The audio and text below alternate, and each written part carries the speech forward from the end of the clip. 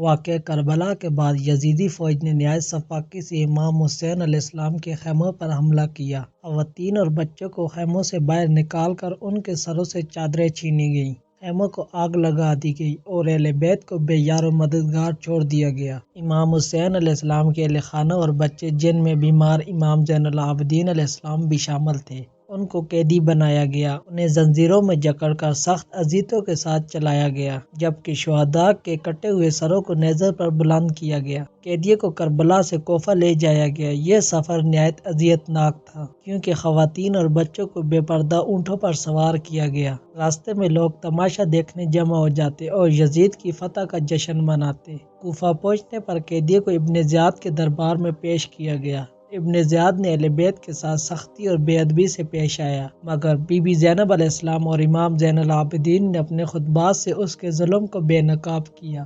کوفہ سے قافلہ دمشق شام کی طرف روانہ ہوا۔ یہ سفر بھی بےحد مشکل اور اذیت ناک تھا۔ قیدیوں کے ساتھ غیر انسانی سلوک کیا جاتا اور شہداء کے سروں کو نیزے پر بلند کر کے مختلف شہروں میں گشت کروایا جاتا۔ جہاں کچھ لوگ یزیدی حکومت کے خوف سے اہل بیت کو ذلیل کرتے، وہیں کچھ نیک دل لوگ قیدیوں پر رحم کھاتے اور ان کے لیے پانی یا کھجور فراہم کرتے۔ اہل بیت کے صبر اور وقار نے کئی دلوں کو جیت لیا۔ دمشق پہنچنے پر قیدیوں کا جلوس یزید کے دربار میں لے جایا گیا۔ یزید نے ان کی تذلیل کرنے کی کوشش کی اور اپنے درباریوں کے سامنے اپنی فتح کا جشن منایا، مگر حقیقت میں وہ ذلیل و خوار ہوا۔ یزید کے دربار میں بی بی زینب علیہ السلام نے نہایت شجاعت سے خطبہ دیا اور یزید کے ظلم کو سب کے سامنے اشکار کیا۔ انہوں نے امام حسین علیہ السلام کی قربانی اور شہادت کے فلسفے کو بیان کیا، جس سے دربار میں سناٹا چھا گیا۔ امام زین العابدین علیہ السلام نے بھی یزید کے دربار میں خطبہ دیا، جس میں انہوں نے لوگوں کو کربلا کے حقیقی واقعے سے آگاہ کیا اور یزیدی حکومت کے ظلم کو بے نقاب کیا۔ ان کے خطبے نے کئی لوگوں کے دل بدل دیے۔ بی بی زینب علیہ السلام اور امام زین العابدین کے خطبات نے دمشق کے لوگوں کو جھنجھوڑ کر رکھ دیا۔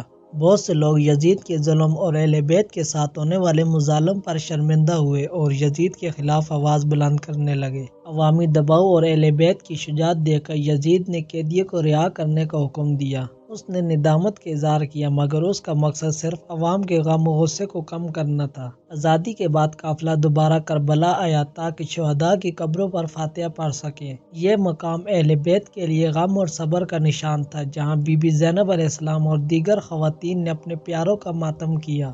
شہداء کی قبروں پر اہل بیت نے گریہ زاری کی۔ بی بی زینب علیہ السلام اور امام حسین علیہ السلام کے بھائی حضرت عباس اور دیگر شہداء کو یاد کر کے دلسوز نوحے پڑے گئے۔ کربلا سے اہل بیت کا قافلہ مدینہ روانہ ہوا۔ یہ سفر بھی صبر و استقامت کا مظہر تھا۔ قافلے کے افراد کے دلوں پر گہرے زخم تھے۔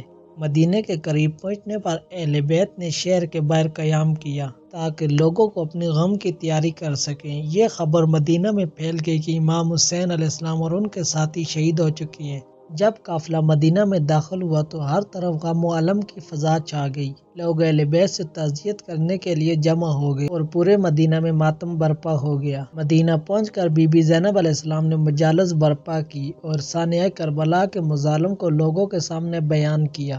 ان کی یہ مجالس کربلا کے پیغام کو زندہ رکھنے کا ذریعہ بنی۔ امام زین العابدین نے بھی مدینہ میں لوگوں کو کربلا کے واقعات اور شہادت کے مقاصد سے آگاہ کیا۔ انہوں نے دعا اور مناجات کے ذریعے دین اسلام کی روحانی بنیادوں کو مضبوط کیا۔ اہل بیت کی واپسی کے بعد کربلا کا پیغام پورے عالم اسلام میں پھیلنے لگا۔